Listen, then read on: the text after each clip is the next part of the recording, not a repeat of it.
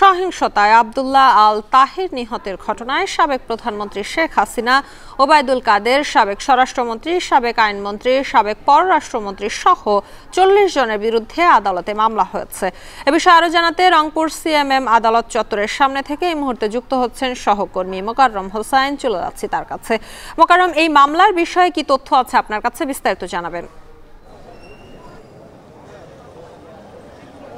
শম্পা, বৈষম্য বিরোধী আন্দোলনে নিহত এবং সহিংসতার ঘটনায় রংপুরে আজ ৩টি মামলা দায়ের করা হয়েছে এবং ৩টি মামলার মধ্যে ২টি মামলার আলোচনা নগর জুড়ে চলছে। সেই ২টি মামলার একটির বাদী হচ্ছে সাইদের পরিবার, আর একটি মামলার বাদী হচ্ছে সিটি বাজারের সামনে ১৯ তারিখের ঘটনায় নিহত ফ্রিল্যান্সার সাংবাদিক আব্দুল্লাহ আল তাহিরের পরিবার।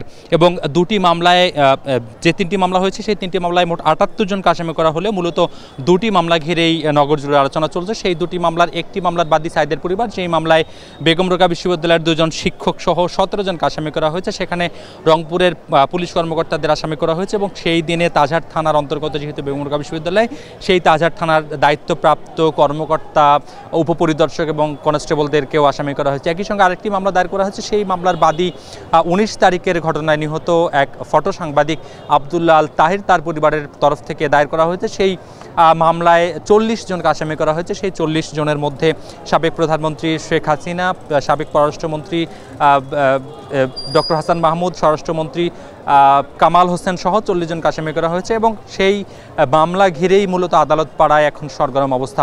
কোটা সংস্কার আন্দোলনে আবু সাইদ নিহত হবার পর এই আন্দোলনটি মূলত রাষ্ট্র সংস্কার আন্দোলনের রূপ নেয় এবং তারপরেই মূলত ৯ দফা দাবি ঘুরে সেটি ১ দফা দাবিতে রূপ নেয়।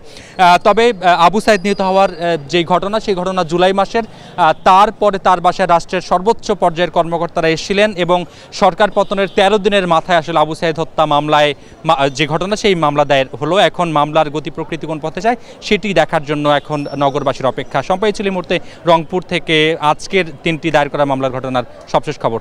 সম্পা, রংপুরে বৈষম্য বিরোধী ছাত্র আন্দোলনের সময় সহিংসতার ঘটনায় আব্দুল্লাহ আল তাহির নামে একজনের নিহতের ঘটনায় ৪০ জনের বিরুদ্ধে আদালতে মামলা হয়েছে। সেই খবরাখবর জানাচ্ছিলেন সহকর্মী মোকাররম হোসাইন। দেখছেন এখন দুপুর।